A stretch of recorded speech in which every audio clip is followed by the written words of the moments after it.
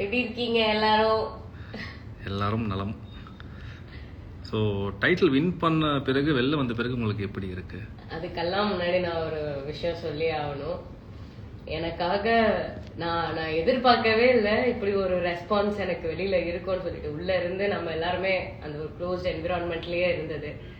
வெளியில வந்து பார்க்கும்போது பெருசா இன்னும் நான் எதையும் அப்டேட்ஸா தெரிஞ்சுக்கல. பட் தென் எங்க அப்பா அம்மா காட்டின விஷயங்கள் எல்லாமே பார்த்தேன்.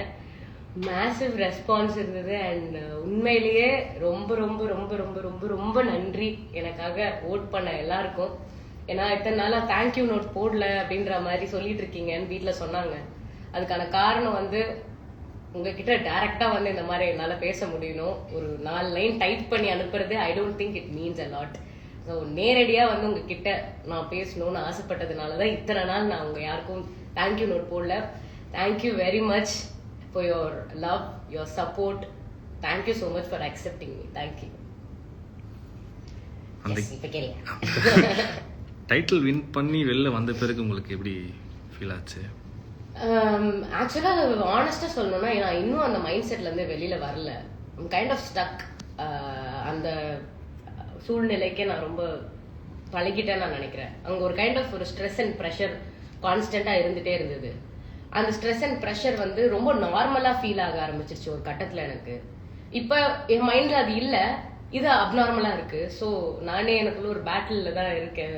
Just trying to come out of Bigg Boss. And அதோட அது எனக்கு என்னென்ன கொடுக்கறதுக்கு வெயிட் பண்ணிட்டு இருக்குன்றத பார்க்க நானும் ஆவலா இருக்கு. பட் அதுக்கு முன்னாடி I need to be in clear mind நான் நினைச்சேன். அதனால I just took some time off. எங்க அப்பா அம்மாவோட நல்லா டைம் ஸ்பெண்ட் பண்ணேன். And actually it's good. ஆனா வேற வேற உலகத்துல இருக்க மாதிரி ஒரு ஃபீலிங் இருக்கு. அது வேற ஒரு உலகம். இந்த உலகத்துல இருந்து நம்ம இந்த உலகத்துக்கு வந்துட்டோன்ற மாதிரி தான் இருக்கு எனக்கு மைண்ட் செட் ரீதியா. கொஞ்சம் கொஞ்சமா வெளில வந்துருவேன்னு நினைக்கிறேன். அதுல இருந்து வெளியில வந்துட்டு மக்களை பார்க்க ஆரம்பிப்பேன்னு நான் நினைக்கிறேன். ஆஃப்டர் வின்னிங் பேரண்ட்ஸ் என்ன சொன்னாங்க?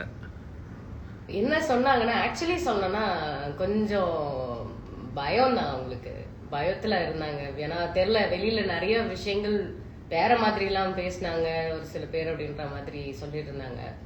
அதனாலதான் என்ன ஆக்சுவலா வந்து ஆஃப்டர் பார்ட்டியில என்ன விடக்கூடாதுன்ற மைண்ட் செட்ல இருந்தாங்க. வேணாம், நீ இருக்காத அங்க, நீ வா, நம்ம போயிடலாம் வீட்டுக்கு. அதான் இன்னொன்னு என்னாலுமே ஆஃப்டர் பார்ட்டியில இருக்க முடியல.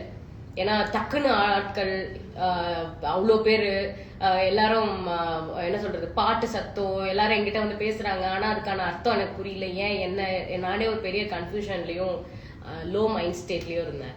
ஸோ அதுல நான் கிளம்பிட்டு எங்க அப்பா அம்மா வந்து பேசிக்கா சொன்னது, நீ எதையும் பார்க்க கூடாது, நீ நாங்க என்ன காட்டுறோமோ அதுதான் நீ பார்க்கணும். ரீசன் என்னன்னா, உன்னை நாங்க இதுக்கு மேல கரெக்டான ஒரு வழியில உன்னை நாங்க கைட் பண்ணணும். ஸோ எல்லாத்தையும் பார்த்து உன் மைண்டை குழப்பிக்கிறதுக்கு பதிலா நாங்க என்ன காட்டுறோமோ அதை மட்டும் பார்த்து உன் மைண்டை கிளியரா வச்சுக்கோ அப்படின்ற மாதிரி சொன்னாங்க. And they are very happy. Super. கமெண்ட்ல உங்களுக்கு ஃபுல்லா வாழ்த்துக்கள் தெரிவிச்சுக்கிட்டே இருக்காங்க. Thank you so much. வாழ்த்துக்கள் தெரிவிக்கிற அனைத்து நல்ல உள்ளங்களுக்கும் என்னோட பெரிய தேங்க்ஸ். தேங்க்யூ.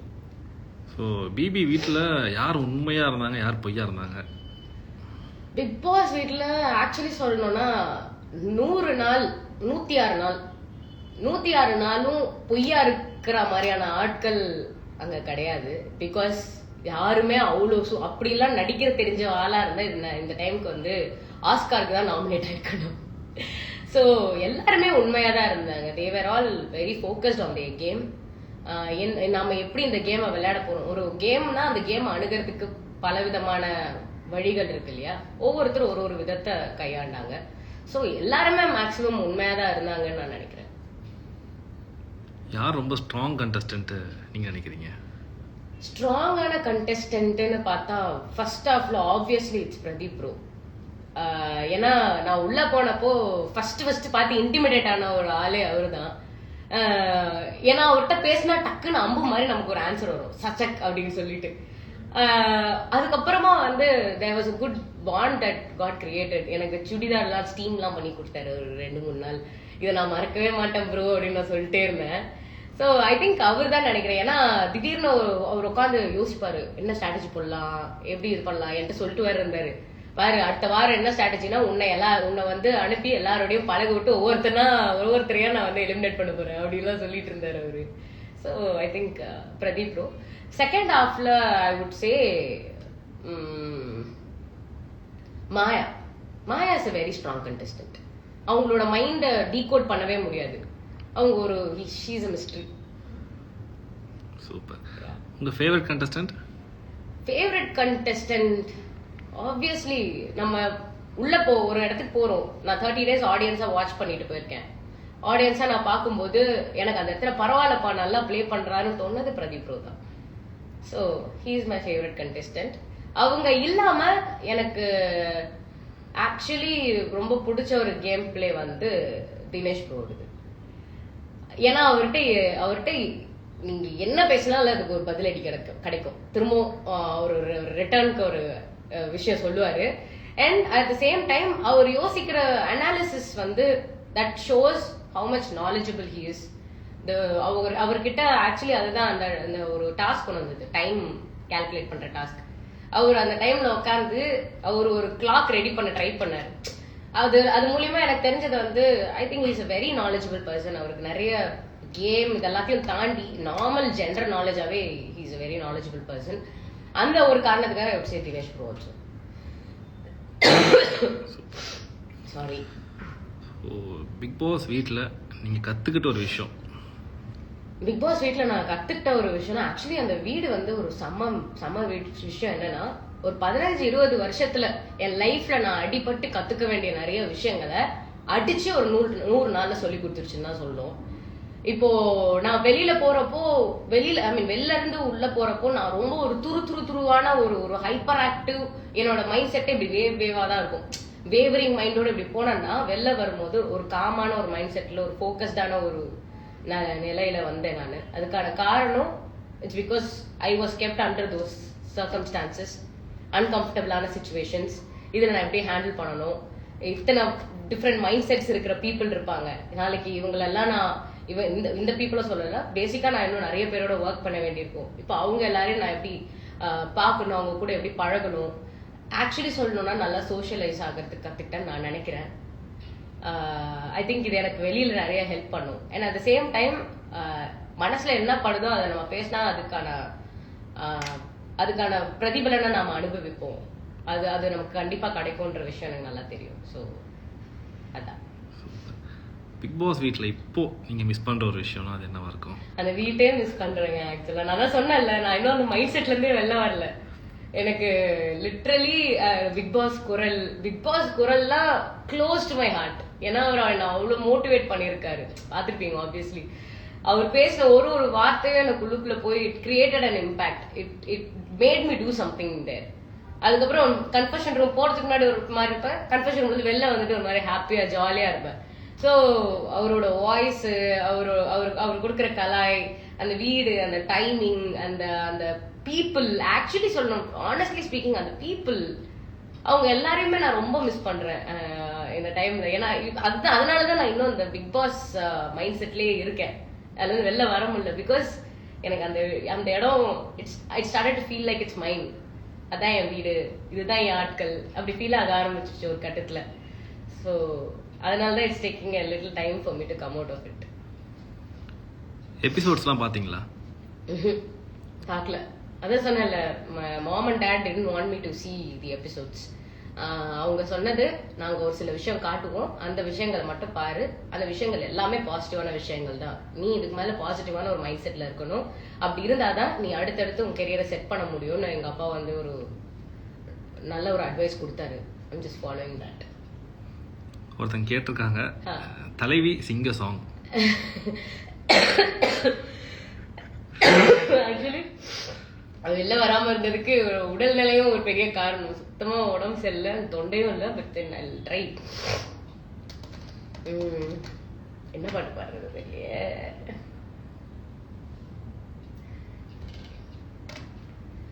ட்ரை பண்றேன். சிறகுகள் வீசி சுதந்திர ஆசையில் போகிறேன், நான் போகிறேன்,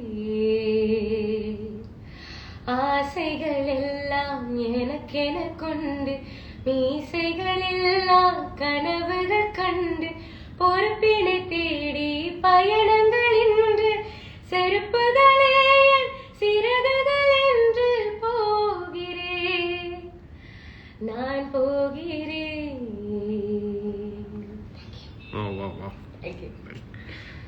வெளியே வந்த பிறகு கண்டஸ்டன்ஸ் கிட்ட பேசுனீங்களா? ஆக்சுவலா வந்து எனக்கு கால் பண்ணவங்க எல்லார்ட்டையும் நான் பேசினேன். யார் யாரெல்லாம் என்ன கான்டாக்ட் பண்ணணும்னு ட்ரை பண்ணாங்களோ அவங்கள்ட்ட நான் பேசினேன். கண்டிப்பா அதில் ஒரு சில பேர் என்ன சொல்றது டீம் டி இருந்தாங்க, ஒரு சில பேர் கால் பண்ணல, ஒரு சில பேர் டெக்ஸ்ட் பண்ணாங்க. whoever is trying to talk to me I'm talking to them. Super. உங்களோட ஃபேவரட் ஹீரோ? ஸோ இந்த வீட்டில இருந்து ஒரு ஃப்ரெண்ட்ஷிப் நீங்கள் கண்டினியூ பண்ணணும்னா அது யாரா இருக்கும்?